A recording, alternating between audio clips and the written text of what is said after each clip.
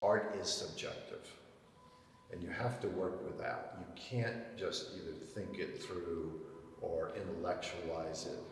The art has a life of its own, and it gets that life from you.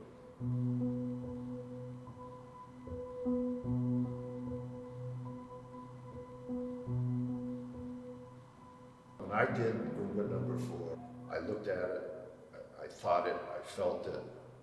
In the darkroom, I smelled it. I knew that that print had a life of its own. To this day, this is 40 years later, I can look at that print and I know that conviction is in there. And I know when somebody sees it, they see that. That's when you make that piece of art that you feel has conviction and you see it, then it works. My father was at the Claremont Colleges, a small town 30 miles east of Los Angeles, college town, professors, a lot of artists. So I was raised as a young man looking at the work of Carl Benjamin, John McLaughlin. There was other art, but those two artists, abstract painters, gave me that initial language of abstraction in those shapes. And that was very crucial for me, that combination.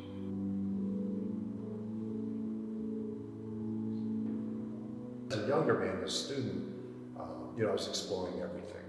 And undergraduate at Rochester Institute of Technology, worked and experimented with gum micromates, cyanotypes, printmaking. There was a whole thing we did, the visual studies workshop. The 60s into the 70s and into the 80s in Southern California, as most of us know, it was a very creative renaissance. And then the arts in general, as I mentioned, everything was just exploding. All new forms, old forms, installation, performance, the earth. I mean, these were the ones that are special. Once they were done, you didn't see them anymore. So if you missed the show or the installation or performance, but what was happening is all that information, all that concept were coming through photographs. They would photograph their art, and I started to think of this idea of thinking photographically, conceptually, and not just documenting something. So sort of those three, that was the early influences.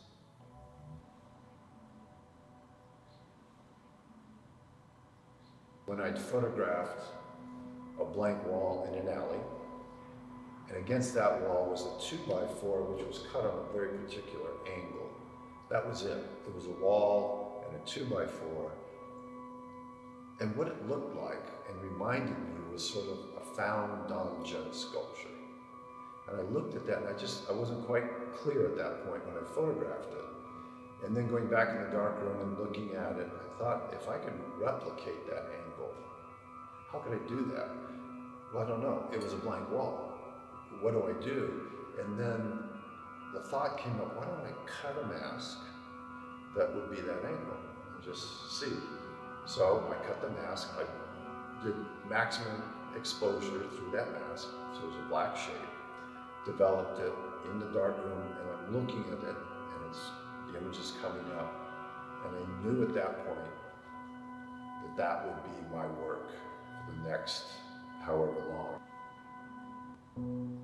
And these two areas, painting and photography, and my thoughts and my feelings of putting them together. And that was the radical, different thing that changed me. So I felt like visually there was the two languages, language of imagery, then language of abstraction, and then I put those together to make this new language. So that's what visually bilingual means.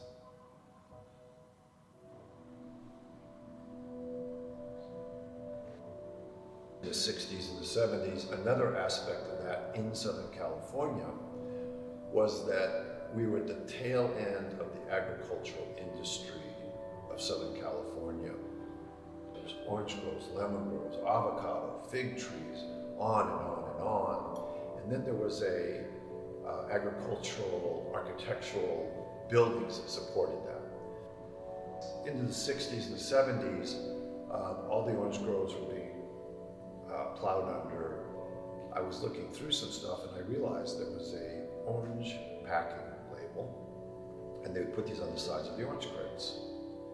And in a sense, it was a picture of paradise. And when you look at the orange packing label, that building you're seeing, the white packing house, is my studio. And so the shot you see on the right is from me looking out of that white building in the orange crate label onto that landscape, which is decimated. There's nothing there. That used to be solid orange groves. And so I feel that it's not that much discussed about art of the times, but virtually any artist you talk to at the time will talk about landscape, or they'll use it in their art. And if you think of the photographers at that time in Los Angeles, almost all the bodies of work are landscape of some form or another.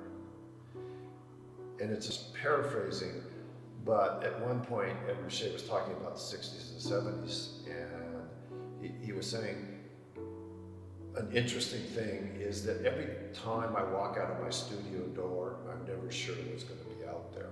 That's the way we all felt, is the landscape was active in changing, and I think that really informed us, particularly in photography.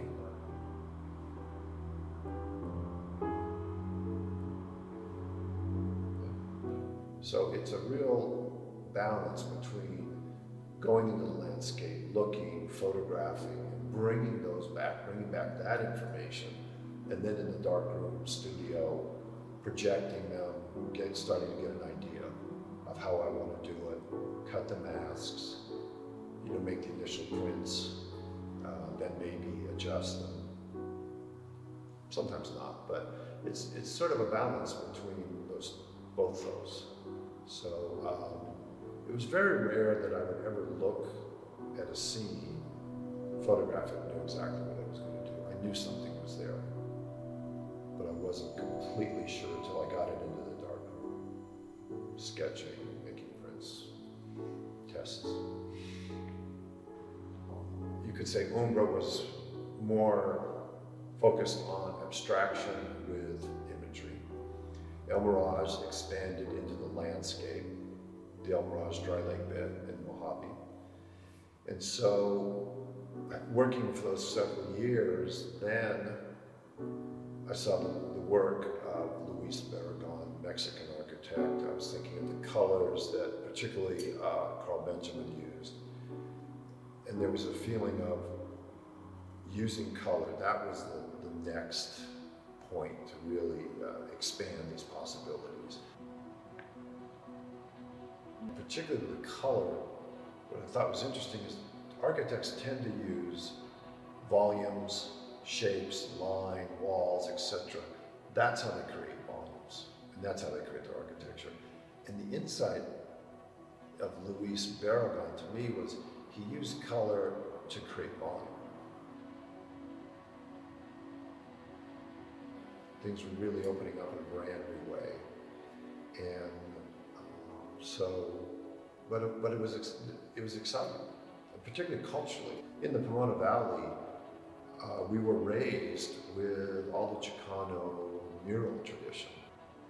It permeated everything, and like I said, it's that difference between fear and excitement. It was both. And through, for me, it was these new cultural experiences.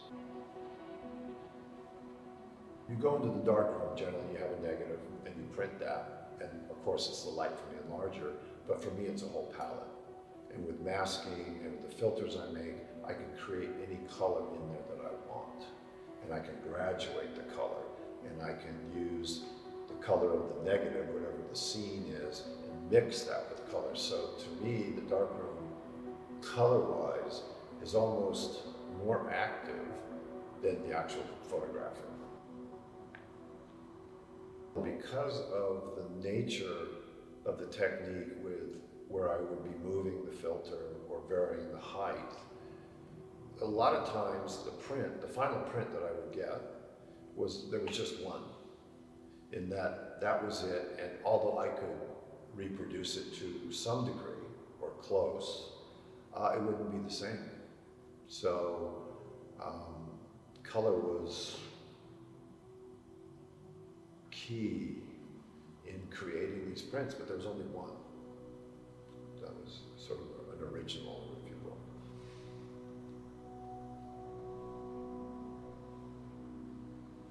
The cover of Chroma has a very brightly colored building, which the bricks were painted orange. That orange that you see was there. And in that case, I wanted to reiterate that and really draw attention to that and work with that. So I do a graduated orange filter, and then to keep the print alive, then I put the yellow on the very far edge, so there's sort of a vibration. There's sort of your eye goes back and forth from one color to the other. And the way that's done is if I have a filter and it's either two colors or different exposures, is I would hold that in a darkroom and then move it slightly up and down or sideways.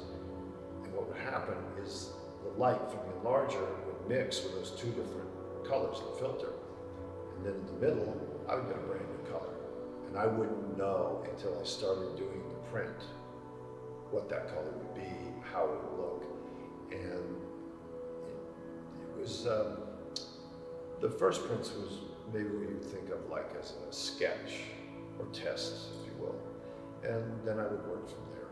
And so the key at that point, which is interesting, is that the color was based on motion and time, which is a little unusual in the sense that usually after the exposure, you're somewhat set. But I like that sense of moving. And so that's it. There was a series of learning that process, first working with shapes, then working with masking, and then combining the two. I would say my work, the product exhibits the process, which I like. You can look into any of the prints and see that what I've done in terms of darkroom and the actual photograph.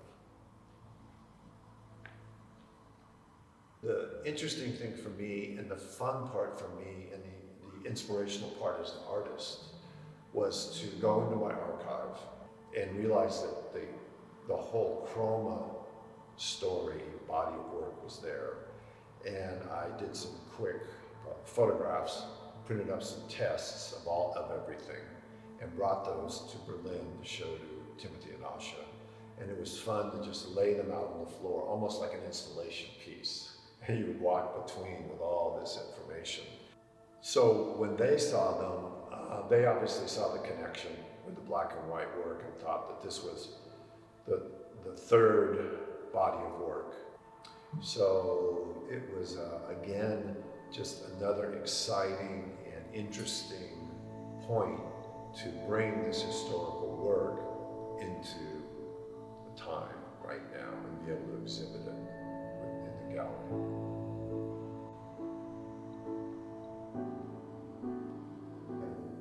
So archived, and then 30 years later, 40 years later, bringing it out, it's interesting because you think there'd be a great difference. It doesn't feel that different. It just seems, it's almost a continuation in that, as I say, the process and the product was there, it was there for years. And now we brought the product out and it just makes sense to me. I think in the current climate with digital and Photoshop, people understand this idea of active perception, of working with the photograph that is no longer a fixed entity. The imagery now is very fluid for all of us, so it feels good.